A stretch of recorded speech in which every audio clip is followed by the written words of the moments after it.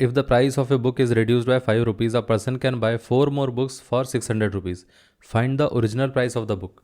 देखिए यहाँ पर उसने कितना कहा है कि हमारे पास जो टोटल अमाउंट है वो कितना दे रखा है, टोटल अमाउंट वो है हमारे पास 600। ठीक है, अब हमें निकालना है कि ओरिजिनल प्राइस क्या होगा बुक का। अब मान लेते हैं कि let the original price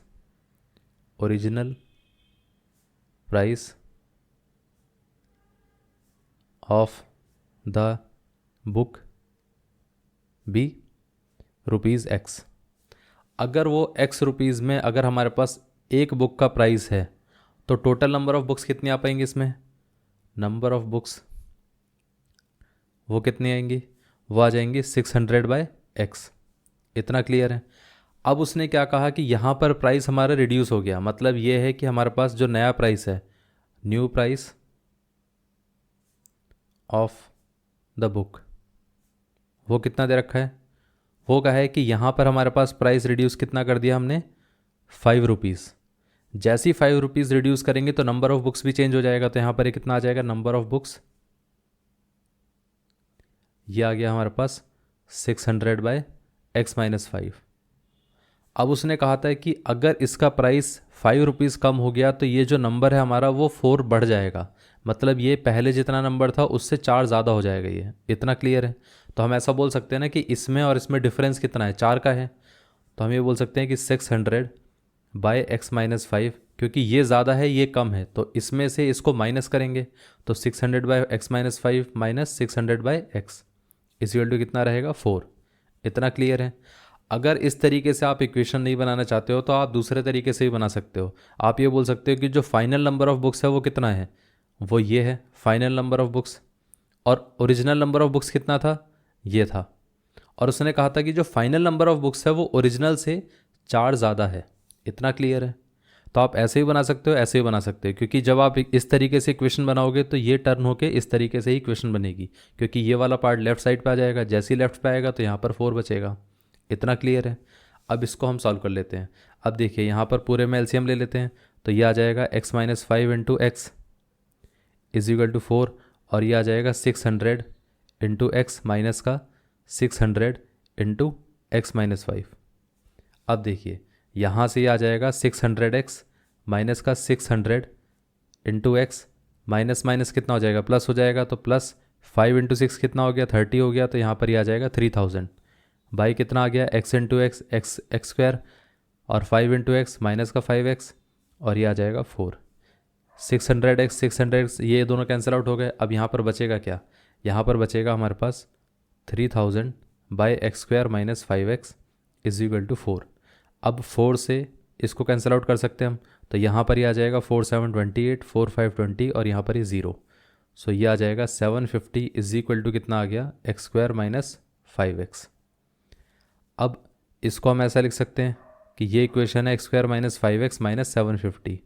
so basically हमारे पास इक्वेशन बनकर आती है x square minus 5x minus 750 is equal to 0।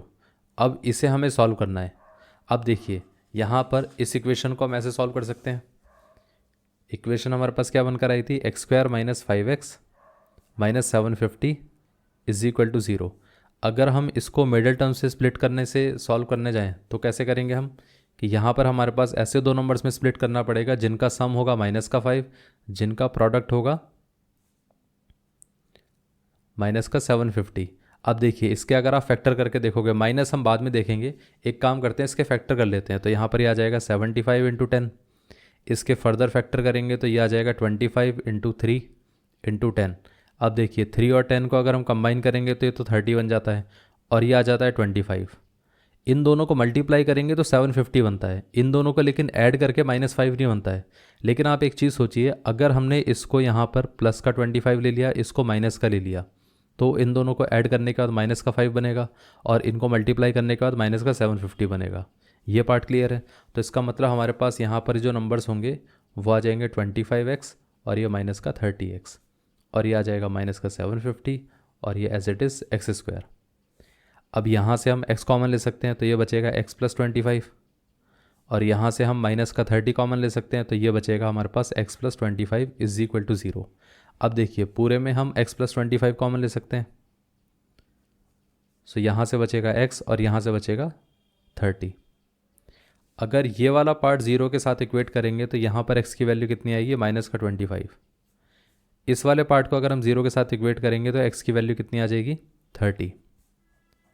अब आप एक चीज़ सोचिए कि यहाँ पर प्राइस ऑफ ए बुक कभी नेगेटिव तो हो नहीं सकता, तो मतलब ये वाला आंसर तो पॉसिबल नहीं होगा। तो आंसर क्या रहेगा, x इज इक्वल टू 30। तो हम ऐसा बोल सकते हैं कि the original price of the book is, the original price of the book is ₹30। इतना क्लियर है। अब देखिए यहाँ पर अगर आप वेरीफाई करना चाहो तो आप वेरीफाई भी कर सकते हो। कैसे वेरीफाई करेंगे, देखिए यहाँ पर जब हमारे पास प्राइस 30 था तब टोटल नंबर ऑफ बुक्स कितनी आ रही थी, 600/30। वो कितना आ गया, यहाँ से जैसे डिवाइड करेंगे तो यहाँ पर ही आ जाएगा 20, तो 20 बुक्स आ रही थी। और बाद में जब इसका प्राइस यहाँ पर 5 कम हो गया तो मतलब प्राइस हो गया 25। जैसे 25 हो गया तो यहाँ पर बुक्स कितनी हो गई, 600/25।